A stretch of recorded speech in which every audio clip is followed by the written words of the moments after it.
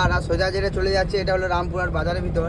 আর এই যে ডান দিকটা দেখতে পাচ্ছ এটাতে কিন্তু তারাপীঠ যায়। এই যে হোটেল জগন্নাথ দেখতে পাচ্ছ, জগন্নাথ হোটেল। তো এই হোটেলের আগেই বাঁ দিকে পড়বে আচ্ছা শোরুম। তো সবাই কেমন আছো? আশা করি সবাই ভালো আছো। তো আমি আছি এখন রামপুরহাট ঢোকার আগে আচ্ছা শোরুমে, কারণ এইখানে এসছি এই শোরুমে আমার গাড়ির ডিএফ শেষ হয়ে গেছে, তাই কিন্তু ডিএফ নিতে এসেছি। এই যে আইচার শোরুমটা দেখতে পাচ্ছ তোমরা, তো এই শোরুমটা কিন্তু ছিল মল্লারপুর পেরিয়ে টাটা শোরুমের আগে, তো সেটা উঠে এসে এখন চলে এসছে রামপুরহাট ঢোকার আগে। তো এই শোরুমটা হয়েছে কোনখানে সেটা তোমাদেরকে দেখাচ্ছি লোকেশনটা। এটা হচ্ছে এই যে হোটেল জগন্নাথ দেখতে পাচ্ছ, তো এই হোটেলের আগেই বাঁ দিকে পড়বে আচ্ছা শোরুম, কিন্তু মানে এধার থেকে মল্লারপুর চলে যাচ্ছে আর এটা চলে যাচ্ছে রামপুরহাটে বাজারের ভিতর। আর এই যে সামনে রিলায়েন্স পাম্প আর এই যে একটা লজ। তো এইখানে যারা হয়তো জানো না যে আচ্ছা শোরুমটা এখন কোথায় করেছে, তো এটা হলো লোকেশন।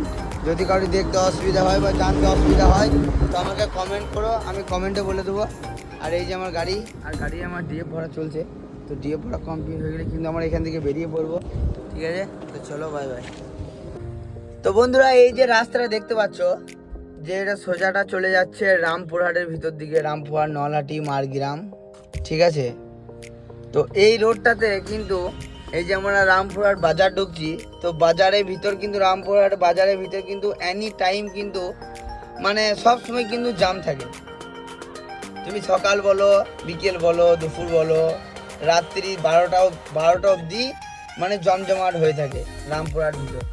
তো এই 114 নম্বর জাতীয় সড়কের মধ্যে এই একটা বাজার আছে, আমি দেখেছি অনেক বাজারেই দেখেছি, কিন্তু এই বাজারটা রামপুরহাট একটা বাজারটা মানে এই বাজারটা এমনই একটা বাজার যে 24 ঘন্টা আমাদের এই যে বড় গাড়ি, ট্রেলার, ডালাবডি, মানে যত রকম যানবাহন গাড়ি আছে সব কিন্তু যাতায়াত করে।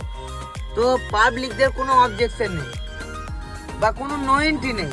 অনেক জায়গাতে নো এন্ট্রি থাকে, একটা ছোট যদি কোনো মিটিং হয় সেই জায়গাতেও নো এন্ট্রি লাগিয়ে দেয়, বা যদি একটা ছোট কোনো বাজার পড়ে একদিনকার জন্য সেইখানটাও কিন্তু নো এন্ট্রি লাগিয়ে দেয়।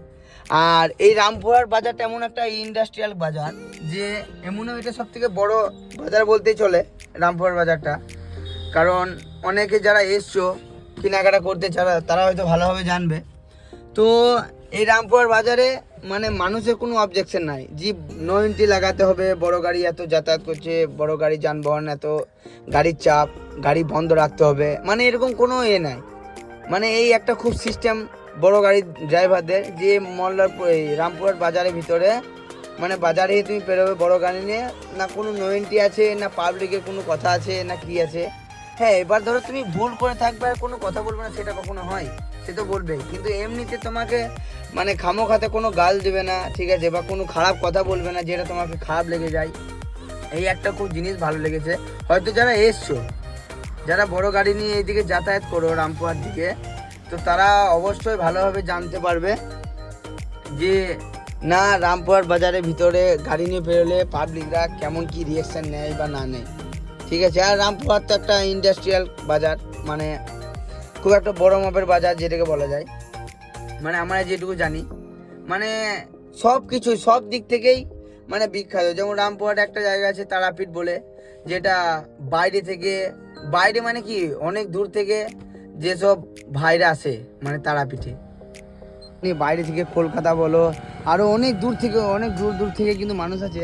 তো আমাদের ওই পুরন্দপুর হয়ে আসে, তো তারা জিজ্ঞেস করে যে দাদা তারাপীঠ যাবো, তো তাদেরকে বলি যে হ্যাঁ এইদিকে যেতে হবে রামপুরহাটে। তো এই যে রোডটা দেখতে পাচ্ছ ওইদিকে, এই রোডটা একটু যাওয়ার পরেই এই যে এইখানটায় ফলো করবে, মানে যারা ধরো সিউড়ি দিক থেকে আসছো, সিউড়ি বা এদিকে সাঁইথিয়া দিক থেকে আসছো, তো তাদের জন্য বলছি বাঁ দিকে ডান দিকে একটা রিলায়েন্স পাম্প পাবে, রিলায়েন্স পাম্প, আর একটা এই যে দেখতে পাচ্ছ এটা লজ, এই লজটা পাবে। তো এই লজটা পার করে এখান থেকে 700 মিটার গিয়ে কিন্তু ডান দিকে ঘুরতে হবে তারাপীঠ। সেটা তোমাদেরকে আমি দেখিয়ে দিচ্ছি ভিডিওর মাধ্যমে, তোমরা ভিডিওর সাথে থাকো। এখানটায় আছি, এটা হলো মুন্সুবা মোড়, আর আমরা এখন বাঁ দিকে চলে যাবো পাহাড়, আর সোজা যেটা চলে যাচ্ছে এটা হলো রামপুরহাট বাজারের ভিতর। আর এই যে ডান দিকটা দেখতে পাচ্ছ এটাতে কিন্তু তারাপীঠ যায়। এই যে তো আমরা এখন চলে যাবো পাহাড়, ঝাড়খণ্ডে আমার গাড়িটা লোড হবে, তো চলো।